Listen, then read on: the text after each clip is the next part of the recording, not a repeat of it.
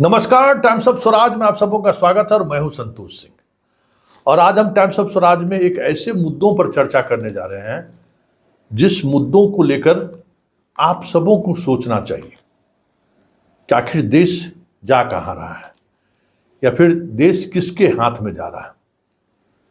क्योंकि ये सवाल उठना लाजमी इसलिए है कि अपने देश में परमानेंट ब्यूरोक्रेसी है और ये जो परमानेंट ब्यूरोक्रेसी है वो कहीं न कहीं लोकतंत्र के आधार पर, मतलब लोकतांत्रिक व्यवस्था में जो वोटिंग एक प्रोसेस है, चुनाव जीतकर जो लोग आते हैं उनको वो उनकी मनमानी को वो नियंत्रित भी करते हैं और एक व्यवस्था को बनाए रखता है।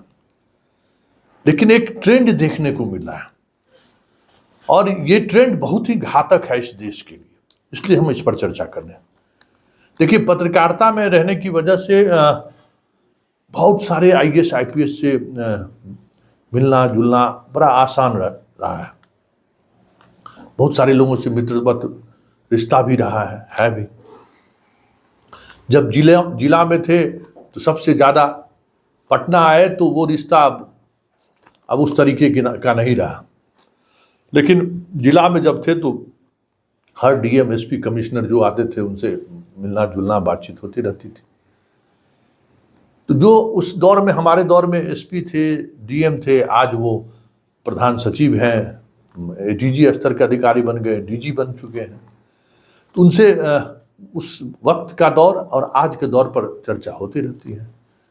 तो एक बात चर्चा इस पर जरूर होती है कि पहले जैसा आईएएस आईपीएस नहीं आ रहा है।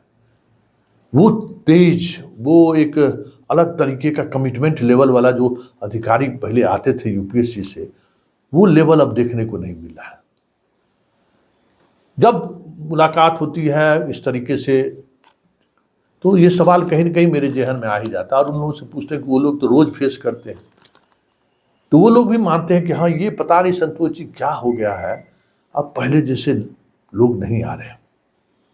और इस बार जो यूपीएससी का परीक्षा का रिजल्ट 17 तारीख को आया है, उसने तो समझिए कि पूरे देश का आंख खोल कर रख दिया है।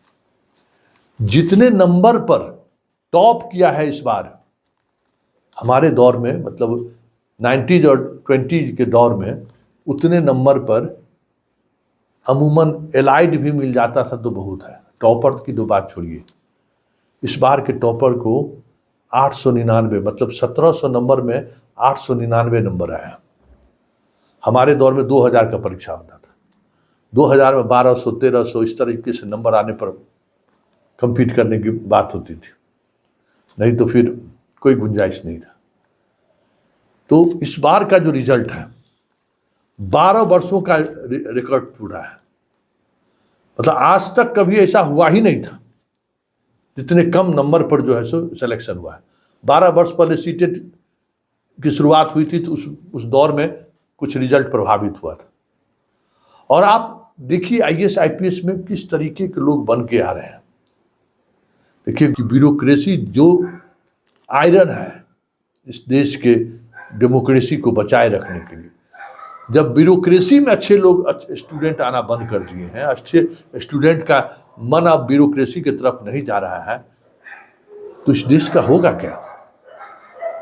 नेता से तो लोग निराश हैं ही। तो इस बार से में जो ट्रेनिंग में कई लोग हैं, हमारे यहाँ रोसड़ा में भी एगो एसडीओ है, यूपीएससी कंप्यूटर ट्रेनिंग में है।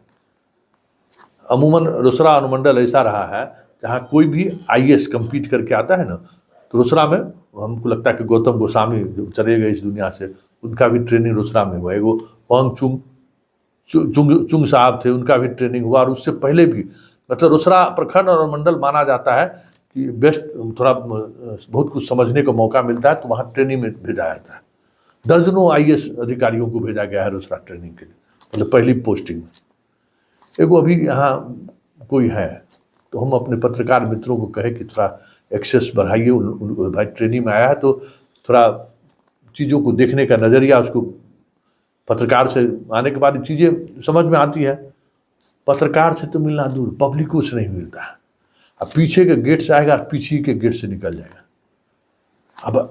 अब डीएम का एगो अभी देख रहे थे, वहाँ चुनाव को लेकर कोई बैठक थी, डीएम यहाँ है तो 200 फीट पर जो है सो खड़ा चुपचाप। मतलब पर्सनालिटी को लेकर जैसे लगता है ना कि पर्सनालिटी को लेकर वो सहज नहीं है, और कोई एक ही अधिकारी नहीं, जहां जाइए वहां यही स्थिति है। अभी पटना का एसएसपी कौन होगा, रंजीत मिश्रा एसपी थे, डीआईजी में प्रमोशन हो गया।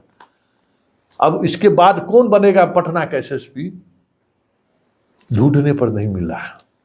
हम लोग जैसे जो क्राइम बीट देखते हैं ना, उंगली पर रहता था कि फलाना आदमी डिजर्व करता है। अभी कौन आदमी कौन डिजर्व करता है कहना मुश्किल है। मतलब कोई लाइट, कोई प्रकाश ही नहीं है कि अपराध के खिलाफ किसी ऐसा आईपीएस अधिकारी में दिखे कि हाँ अपराध और अपराधी के खिलाफ काम करने का एक अलग तरीके का प्रकाश रहा है, कोई नहीं मिलेगा। डीएम में भी है, अभी पटना डीएम है वो भी एनर्जेटिक रहा है, जहाँ दरभंगा में डीएम थे तो काम डीएम में कुछ है। लेकिन 2010-12 के बाद, मतलब 14 के बाद जो लौट आ रहा है ना, उसकी स्थिति देख के तो लगता है कि भाई क्या होगा। इसलिए ये सवाल मेरे जहन में आया, क्योंकि इसकी वजह क्या है। तो कुछ लोगों का कहना हुआ कि इतने ज़्यादा इंटरफेरेंस बढ़ गया है ब्यूरोक्रेसी में। पहले इतना इंटरफेरेंस नहीं था, ट्रांसफ़र पोस्टिंग में भी नहीं। नेता कितना भी दबाव बनाते थे तो अपने तरीके से वो चीज़ें चलती रहती थी। लेकिन आज वो स्थिति नहीं है। इतना ज़्यादा इंटरफेरेंस बढ़ गया है पोस्टिंग में, इतना ज़्यादा हस्तक्षेप बढ़ गया है नेताओं, विधायक, सांसदों का, कि अब कोई पढ़ा लिखा व्यक्ति फील्ड में जाना नहीं चाहता है। पढ़ा लिखा व्यक्ति आईएएस आईपीएस नहीं बनना की परीक्षा देना नहीं चाहता है, क्योंकि अब वो बहुत सारी चीज़ें को देख रहा है कि हम बाहर कॉरपोरेट में नौकरी करके जो चीज़ें हम प्राप्त कर सकते हैं, और हम चाह के भी अगर हम आईएएस आईपीएस बनते हैं तो वो डिलीवर नहीं कर सकते हैं जो हम जनता के लिए सोच के बनने वाले हैं। बहुत बड़ा हैडल हो गया है। तो ये चीज़ें जो है संकेत सही नहीं है, और ये संकेत सही नहीं है तो समझ जाइए कि ये डेमोक्रेसी खतरे में है इस देश का।